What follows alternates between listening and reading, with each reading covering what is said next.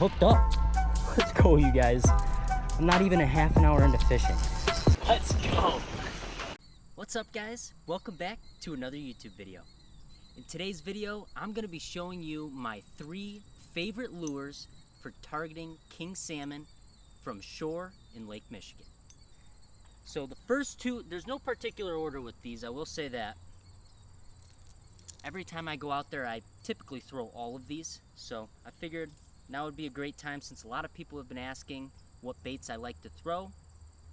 The first bait that I love is the J13. This J13 dives typically about 13 feet on a long cast, but it kind of varies depending on what kind of line you're using and what kind of rod and stuff you're using, but typically it dives roughly in the middle of the water column in most of the harbors. Most of the harbors are about 20 to 25 feet deep, sometimes a little shallower depending on where you're at. But this bait stays, like I said, about 13 feet down or above.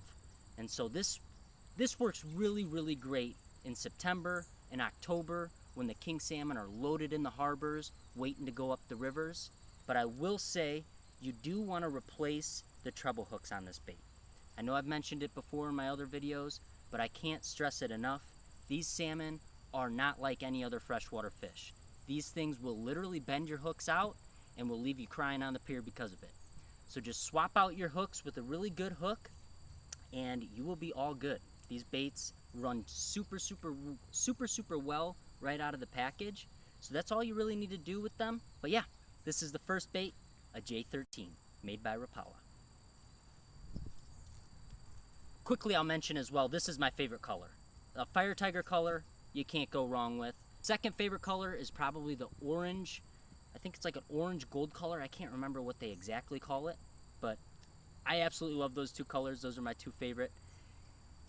But the second bait is another crankbait, and this one, the only difference is it's got a much bigger lip, and you can tell it's just a one-bodied bait. It doesn't have that jointed body, but this bait is called a walleye diver, and the only real difference, other than it not being jointed, is that this one will dive 20 couple feet. Again, depending on what line you're using and what rod you're using and how far you're casting, but for the most part, these baits dive deep.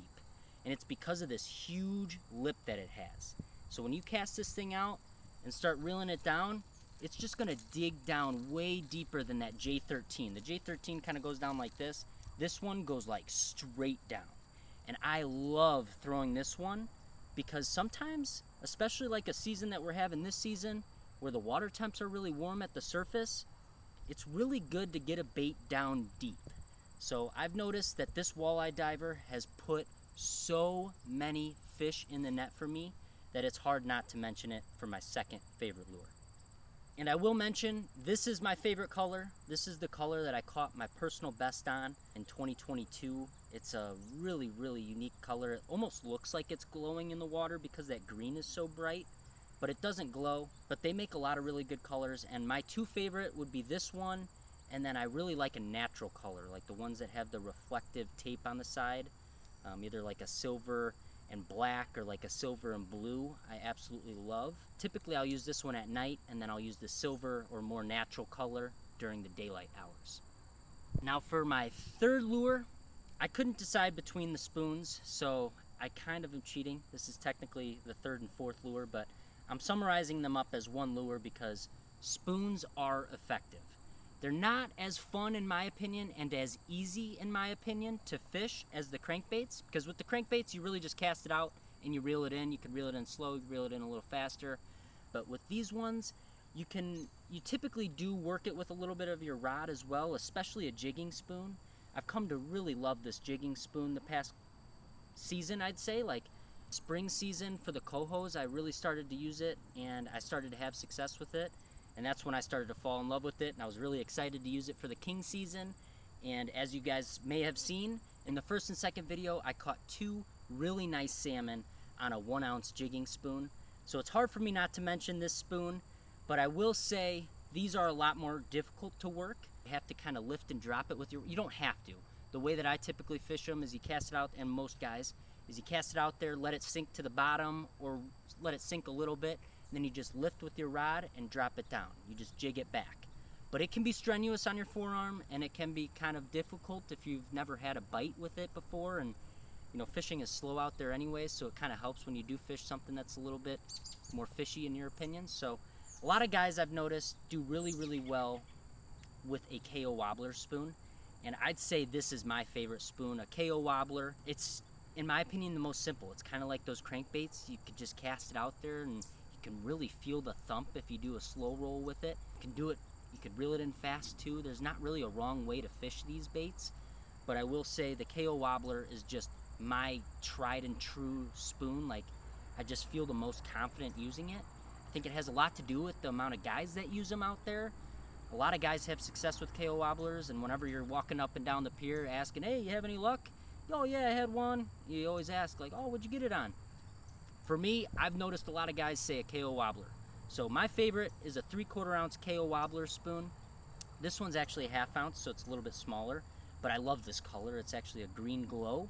If I was fishing at night, this is the color that I'd fish. And then if I was fishing during the day, I use the blue and silver. That's my favorite. But a KO Wobbler, as far as the spoons go, that's my go-to. I seriously think you can't go wrong with it. Can't fish them the wrong way. As long as it's in the water, there's a potential that a fish is looking at it. So stay ready when you're fishing a KO Wobbler. And a jigging spoon, it's hard, like I said, to leave home without these. These things are just unbelievably fishy. And when you jig it up and down and like look at it right below you, you'll know what I mean. In clear water, you'll see that thing flutter down and you'll just be like, that looks like a dying minnow. And that's exactly what you want. So honestly, today's a short video, short and sweet, but I think it's gonna help a lot of guys that are getting into the sport. A lot of guys are getting into salmon fishing this time of year, and I don't want you guys to be intimidated. There's no reason to be intimidated. A lot of times a bait that you have in your box this time of year is gonna work. It doesn't have to be one of these 3 or 4 baits. It can just be a bait that you have that's gonna dive anywhere from 2 to 15, 20 feet of water. If you've got it, give it a try and spend some time out there, and eventually you'll get hit and you'll get addicted to these king salmon because they are that much fun. Thank you guys so much for watching. I hope you're having a great season, and I'll see you guys in the next one. Peace out.